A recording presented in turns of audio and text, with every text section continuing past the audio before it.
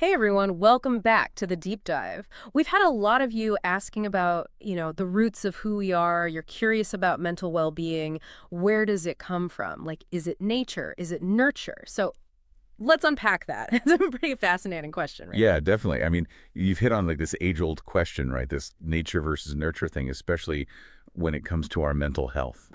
So to dive into this, we've got some really cool resources, actually, articles from Healthline, some insights from the National Institute of Mental Health, and then for a little extra context, we've got some stuff from the Mayo Clinic as well. Awesome. So think of those as like our foundational texts. And the mission for this deep dive is to really understand the role of genetics in mental illness. Are there specific genes involved? Are some conditions more likely to be passed down? But I think the thing that we want to keep in mind as we go through this is that genes aren't the only factor. So we really want to give you a balanced perspective, how our genetic makeup interacts with everything else that attributes to our mental well-being. Yeah, for sure. We're going to like pull out the key insights from these sources and hopefully give you a clear understanding of what can be a pretty complicated topic. Okay, so let's start with the overarching view. Based on what we found, what's the general understanding of where mental illness originates? Well, one thing that's like immediately apparent in all of our sources is that mental illness doesn't usually come down to like a single cause.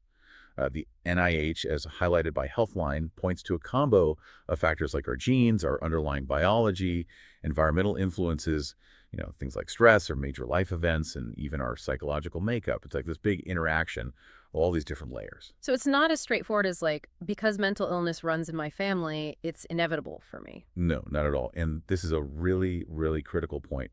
Both Healthline and the NIMH state that right now, there are no genetic tests that can definitively tell you whether you will develop a specific mental illness. Now, research is always moving forward, which we'll get into a little bit later, but we're just not at that predictive stage yet.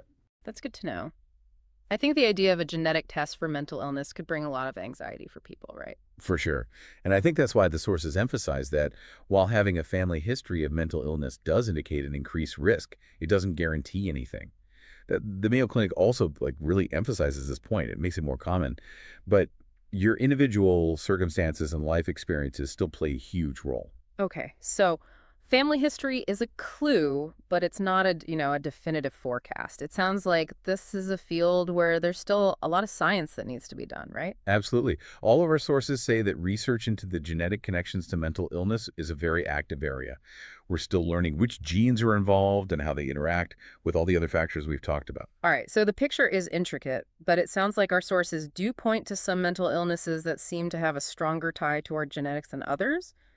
What are some of those conditions? Okay, so according to the NIH, as reported by Healthline, conditions like autism spectrum disorder, bipolar disorder, ADHD, major depressive disorder, and schizophrenia seem to have a more significant genetic component. Interesting. And is there any common thread? Have researchers found anything that links these particular conditions? So this is pretty interesting. NIH research has actually found some shared genetic factors across all five of those disorders we just talked about. Hmm. They've zeroed in on the CACNA1C and CACNB2 genes. Those regulate calcium activity on neurons, the nerve cells in our brains. And then they've also seen variations in chromosomes 3 and 10 in people with all five.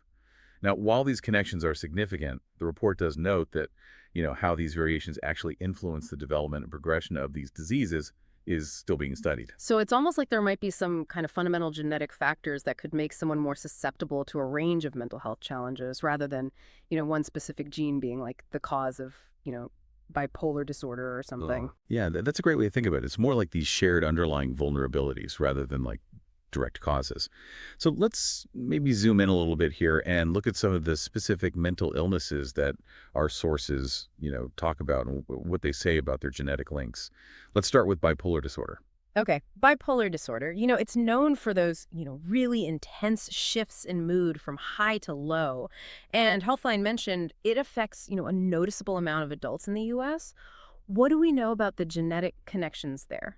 Yeah, so the info across our sources is really consistent here. They emphasize that bipolar disorder definitely runs in families. And Healthline, the NIMH, and Mayo Clinic all kind of highlight that the risk of developing bipolar disorder is highest if you have a first-degree relative with the condition, like a parent or a sibling. That makes sense, right? If someone in your immediate family has it, it seems logical that you'd be more likely to have it too. But does that mean if you have a family history of bipolar disorder, you're definitely going to get it? Not necessarily, no. Healthline's really clear about that. The risk is higher, but plenty of people who have first-degree relatives with bipolar disorder don't develop it themselves. It's like we were saying before. Genes aren't the whole story. Environment and other factors matter too. And what about specific genetic markers for bipolar? Healthline talked about a study involving SNPs. Right. So a 2014 study found a connection between single nucleotide polymorphisms, or SNPs, and bipolar disorder. Now, it's important to remember that SNPs are super common variations in our genetic code. Most of us have a bunch of them.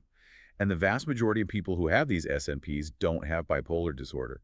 Even the researchers said that we need way more research to understand what this connection really means. So it's another piece of the puzzle, but not the whole picture. Okay, so let's move on to another one that affects a lot of people. Depression. I know our sources had a lot to say about this one. Yeah, major depressive disorder, which is, those feelings of sadness and hopelessness, is a really widespread problem. And just like bipolar disorder, it seems to run in families. Healthline mentions twin studies that show about a 37% heritability rate for depression. Wow, that's a pretty big number. So it sounds like genes play a big role in who gets depression, right? It definitely points to a genetic contribution. But just like with bipolar, the full picture is still being researched. We don't completely understand it yet. Healthline mentions that some of the research has focused on genes that regulate neurotransmitters, which are those brain chemicals that affect mood. They specifically mentioned the serotonin transporter gene, but we still don't know exactly what these genes do in the development of depression.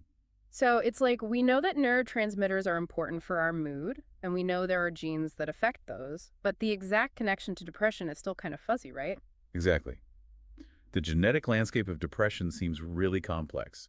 It likely involves lots of genes that interact with each other and with the environment and personal experiences. Okay, how about anxiety disorders? Those affect a pretty big chunk of the population at some point, too. What's the genetic understanding of anxiety like? So anxiety disorders, which are characterized by excessive fear and worry that can really interfere with daily life, also tend to show up more in some families than others. Healthline says that twin and family studies suggest that genetics could account for somewhere between 30 to 50% of the risk.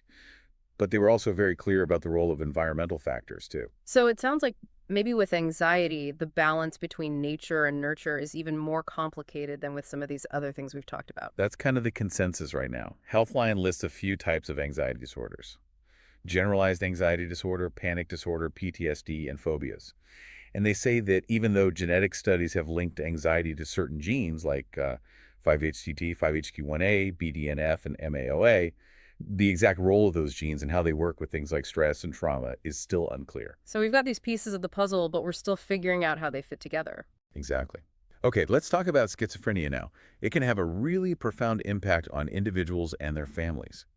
What did our sources have to say about its genetic basis?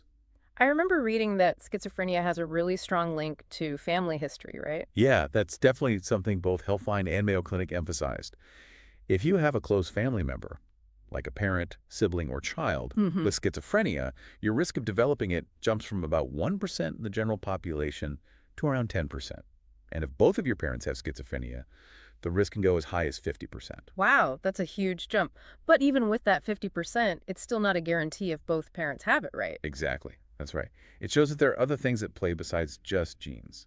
Healthline mentioned that research is looking into the genetic parts of schizophrenia, and one theory focuses on a microdeletion in chromosome 22.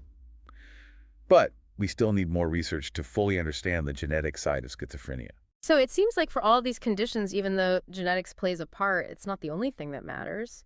What are some of the other risk factors that aren't related to genes? Healthline and Mayo Clinic listed quite a few. Things like major life stressors, like going through a divorce, a death in the family, or job loss, a history of childhood trauma or abuse, chronic illnesses, chemical imbalances in the brain, substance abuse, social isolation and loneliness, and even things that happen before birth, like if the mother experiences a lot of stress, inflammation, or exposure to toxins, alcohol, or drugs while pregnant. That's a pretty big list. It really shows how complicated mental illness can be. Yeah, for sure. It's really about how our biology, including but not limited to our genes, interacts with our environment and all the different things that happen to us in our lives. I noticed that the NIMH source really stressed knowing your family's mental health history. Can you talk about why that's important? The cool thing about knowing your family's mental health history is that it can give you clues about your own risk.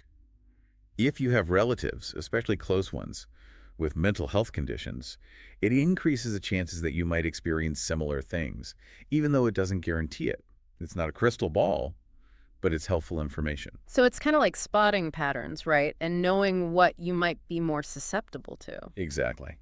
The NIMH says it's a good idea to talk to your first-degree relatives, those are your parents, siblings, and kids, and your second-degree relatives, like nieces, nephews, grandparents, aunts, and uncles, to gather this information.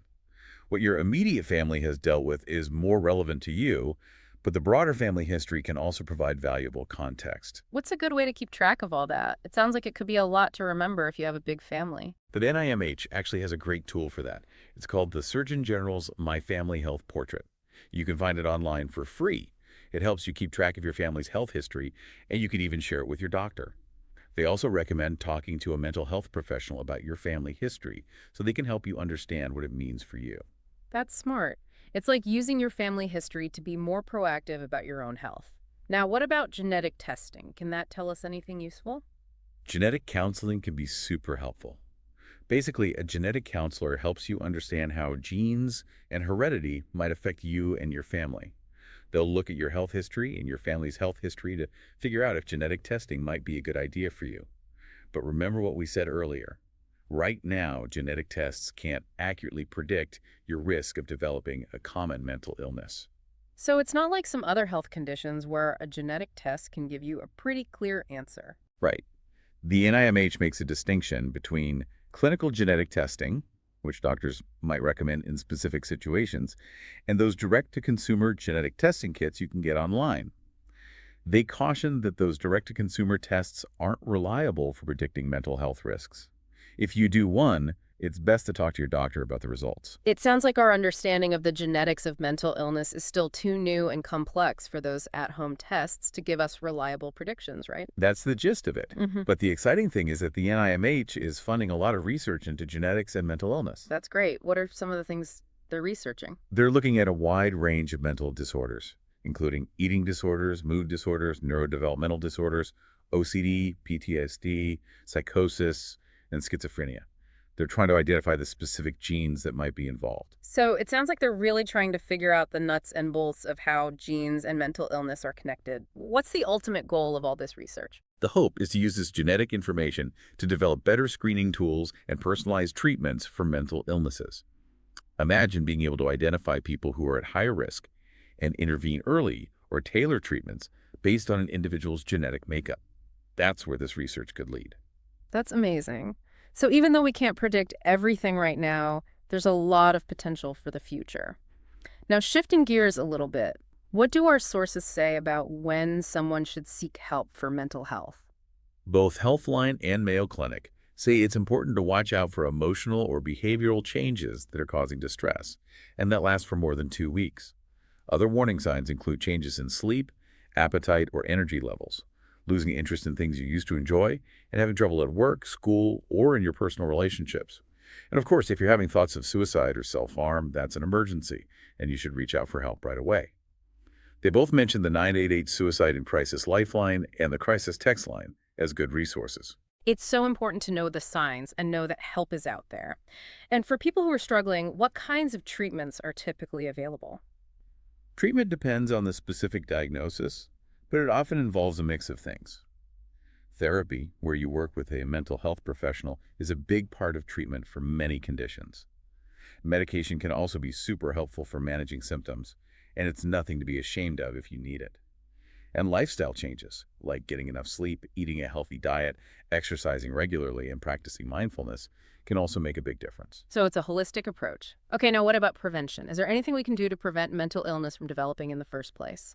Mayo Clinic acknowledges that it's impossible to completely prevent mental illness because there are so many factors at play. But they do recommend some things to help manage symptoms, build resilience, and potentially lower your risk. Those include paying attention to your own warning signs, getting regular checkups with your doctor, seeking help early if you're struggling, and making self-care a priority. Things like getting enough sleep, eating well, and exercising. So it's about being proactive and taking care of yourself. We've covered a lot of ground today. What would you say is the biggest takeaway about genetics and mental illness? I think the most important thing to remember is that while genes play a part, they're not destiny. Our environment, our biology, and our experiences all shape our mental health. Family history can give you some clues, but it can't tell you for sure what's going to happen. And even though genetic testing isn't a crystal ball, it's exciting to think about the possibilities that all this research is opening up. It's empowering to know that mental health is complex and there are so many different factors involved. And it's helpful to know that there are resources and treatments available for people who need them. Absolutely. And the research that's happening right now is going to lead to even more understanding and better treatments in the future. Here's something for all of you listening to think about. Given how our gene and our experiences work together to shape our mental health, what are some of the smaller things in our environment or our daily lives that might have a bigger impact than we realize? That's a question researchers are working to answer right now. And if you want to learn more, we encourage you to check out the links to the NIMH and the other sources we mentioned. There's a ton of great information out there.